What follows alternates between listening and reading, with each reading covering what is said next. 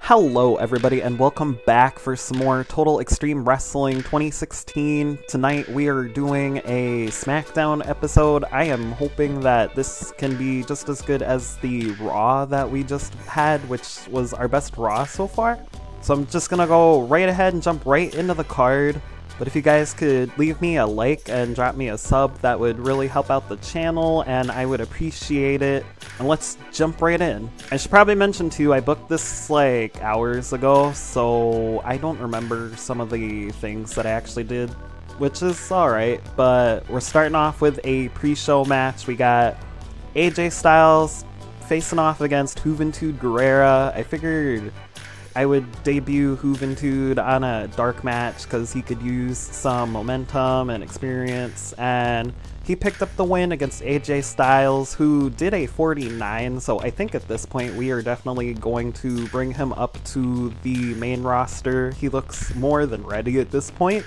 Then in our second pre-show match, we got X Factor facing off against Bill DeMott and JB Noble. I gave X-Pac the win because I think I've been giving them a lot of losses lately.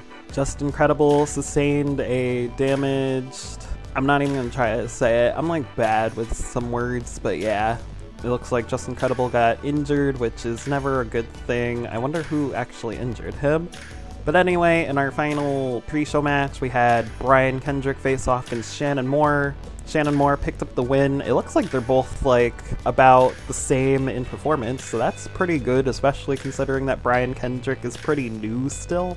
Then we have a video to start off the show, pretty much going over last week's tag team match. It got a pretty good rating. And then to open the show, we have Rikishi facing off against Canyon. Canyon ended up picking up the win. I haven't really used Rikishi on the main show, so I figured I should probably actually give him an opportunity to be on the main show, because I think this is like probably the first episode of SmackDown he's actually been on. And then afterwards, Canyon gets on the microphone, he cuts a promo. It did pretty good for him and it got the crowd hotter, so that should be good.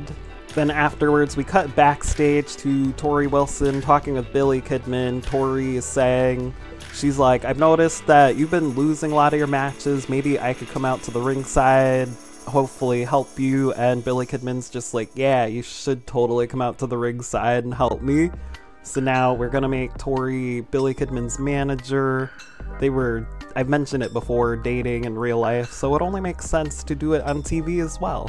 Then we have a backstage interview with Edge and John Cena. They're pretty much going over how they're gonna hopefully win the tag team champions tonight, as they are the #1 contenders, and I believe that match is next. It also says that Dawn Marie was very underwhelming, which I don't think she was actually an interviewer, but I keep forgetting who the interviewers actually are for SmackDown. It's probably like Josh Grisham, or no, that's Todd Grisham rather. I'm thinking of Josh Matthews. Didn't mean to screw up his name there. And then yeah, we had the tag team match and John Cena ended up picking up the win. Figured mix up the tag team division a little bit, and they're gonna start rivaling. They're gonna have a rivalry with each other is what I'm trying to say. It's kind of funny too, the match actually did slightly less than the interview, but they're still in the 70 range, so that's good enough for me. Then John Cena and Edge just quickly celebrate in the ring, which again slid slightly better than the match, which is kind of weird. Then we got a angle with Stephanie McMahon talking to Sting. Sting pretty much came up to her and he's like, I want Undertaker at WrestleMania, and she told him that pretty much she said that if you want a match with the, I don't know what just fell out there. If you want a match with the Undertaker, then you gotta defeat a mystery opponent next week, so Sting will accept the challenge and he will face somebody next week on SmackDown to determine if he will face the Undertaker at WrestleMania. Then in the next match, we got a tag team match with Chris Benoit and Rey Mysterio facing off against Big Show and Matt Hardy. Rey Mysterio and Chris Benoit end up picking up the win. It's another one of those tag team matches where I kind of just take two rivalries and make them team with each other so that this way it takes care of both of them and they're in matches together and all of that. Then we got an angle with Kurt Angle, and he's talking to Shelton Benjamin and Charlie Haas. Pretty much Kurt Angle is just hyping up Shelton Benjamin because he's facing off against Brock Lesnar in, I'm pretty sure, the next match. I actually remember the card a little better than I thought I did. But yeah, Shelton is a little nervous because Brock Lesnar is a beast, but Kurt Angle's telling him, you got this. Then we do have that match with Brock Lesnar and Shelton Benjamin. It's a pretty quick match. Brock Lesnar picks up the win, even with Charlie Haas attempting to interfere and attack Brock Lesnar. He still picks up the win anyway. It looks like the match was kind of a mess, but that's alright. And then we have a angle with The Rock ranting on The Undertaker, talking about how much he hates him. I forgot I actually did book The Rock in a match against The Undertaker, so that is our main event for tonight. Then we have another match with A-Train facing off against Hulk Hogan. It did kind of bad. I don't know. I probably misbooked something maybe because the matches are looking a little low, so I don't know how the rating is going to look, but at least it gave Hulk Hogan and A-Train a match. And then we have an angle with The Undertaker. Pretty much I just gave him a special entry thing because I needed something to take up a little time. And then in the main event we have The Undertaker facing off against The Rock. Undertaker ends up picking up the win. This happens to be his first match back on SmackDown, by the way, so I figured it'd be nice to give him a win. Then afterwards, Sting comes out and attacks The Undertaker. Sting is pretty impatient because he has to win a match in order to move on to WrestleMania to face The Undertaker. That should be the last thing, so let's see how the show actually did. 79, so pretty much just still in the decent area because I'm not gonna complain about a 79, and it did increase in 9 regions, so that's always a positive. So it looks like we have some emails. Let's go ahead and check those out. That is right, we officially have Sable now. Then Just Incredible got injured. Let's see what that is about. We can go to the physical, and it looks like, oh wow, that's not good at all. So unfortunately, Just Incredible is going to be out for 5 months, so we're gonna have to push X-Pac as a singles competitor, which at this point I might just split them up anyway, because I do kind of have some plans that involve X-Pac, but it's not gonna be for a little while. It's unfortunate for Just Incredible too, because I was looking forward to pushing him in X-Pac, but hopefully he's able to recover. And then I also noticed too, let me just quickly read these. So Michael Hayes already does not like Juventud, who just debuted, and Hulk Hogan does not like him either, so that's a shame, but we're still gonna use him for the cruiserweight division. I'm kind of just like, these are the people I want, so unless they give me reasons to suspend or fire them, we're just gonna keep them, even if people like Hulk Hogan don't like them. But I never actually like checked out this medical tab before, so it kind of tells us like who's injured and all of that, which for some reason Just Incredible, no, never mind, he's probably on this list.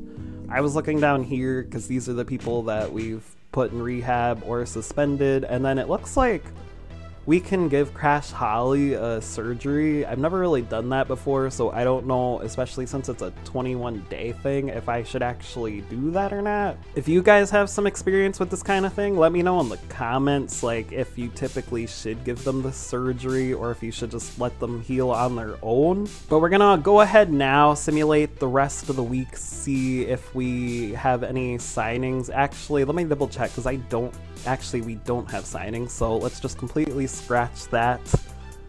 But what we need to do now is assign Vampire Warrior a position on the roster, and I am going to rename him Gangrel really quickly, which luckily that should be an alter ego. It is, so let's select that, and yes. And then we will save, and I don't need to save it again because it's already a alter ego. So let's go ahead and I will throw him on I'm gonna throw him on SmackDown since Justin Incredible just got injured, so we'll fill his place. He's only going to be an opener at the moment, but pretty much a lot of these guys that have been off TV for a while that don't really have major popularity, they usually only recommend as like opener or enhancement talent until like they start gaining more popularity. And now I think too we should be able to do, or no, I think we have to wait a couple more days for Sable to show up in our roster. So I went ahead, I skipped to Sunday. Sable probably had a couple more days than I realized, and we're just gonna go ahead and check out the Ohio Valley wrestling results.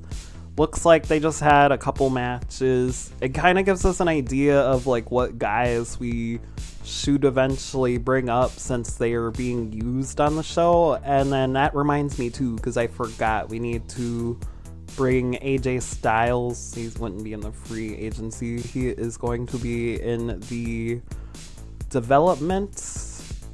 So let's go ahead and recall AJ Styles. And then I am going to throw him on SmackDown because I think he will be good for the Cruiserweight division. So it's going to be an opener for now, which let's, do SmackDown. I know I was also saying that I just like wanted to even it out and put Gangrel on SmackDown, but he can also stay on SmackDown. But yeah, I think that's about it for this episode. I can't really do much about Big Boss Man or Trish Stratus's morale, so I'm gonna go ahead and skip to Monday too. But thank you guys for watching. Make sure to comment, like, and subscribe, and I hope you all have a really good day. Actually, let's check the email first. Oh, it wasn't actually important. So yeah, have a really good day. Bye.